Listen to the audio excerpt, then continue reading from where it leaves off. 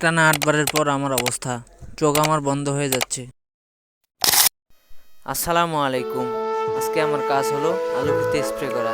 আমি আগেই আলুর গাছগুলো সরিয়ে রেখেছিলাম যেন স্প্রে করার সময় আমার হাঁটতে অসুবিধা না হয়। তো স্প্রের শুরুতে আমাকে ওষুধ মিশিয়ে নিতে হবে। আজকে আমাকে হাসান সাহায্য করতেছে। সে বর্তমান অ্যাক্সিডেন্টের রোগী। 10 তারিখ থেকে বাইক কামড় দিয়ে দেয়।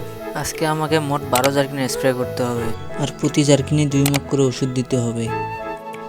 তাই ওষুধ আর পানি সহ মোট 24 জারকিন ওষুধ মিশাতে হবে। তাই আমি গুনে মোট 21 মগ পানি নিয়ে নেই। 21 মগ পানি নিয়েছি কারণ ওষুধগুলো দিলে আরও 2-3 মগ বেড়ে যাবে। এটা ছিল 8 নাম্বার স্প্রে। হয়তো আরও 2-1 বার স্প্রে করতে হবে, কারণ এবার আলুতে রোগ বেশি। এমনিতে আলুর দাম অনেক কম, তারপর যদি আবার যত্নে কম হয় তাহলে তো হাতে হারিকেন। যেহেতু আমরা গ্রামে থাকি তাই এই কাজগুলো আমাদের উপর ফরজ। আগে কাজ করতে লজ্জা লাগলেও এখন আর লজ্জা লাগে না। এখন বুঝি কাজ না করলে লজ্জা।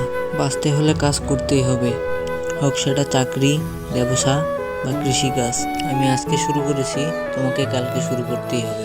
কাজ না করেও চলা যাবে, তবে সেটা সুদের ব্যবসা করে। মেশিনের ভয় শব্দ আমার আর ভালো লাগতেছে না, তাই আমি আমার নেক ব্যান্ডে নিয়ে আসি। সেরকম একটা ফিল নিয়ে এখন আবার যাচ্ছি আরেক জার্কিন নিয়ে।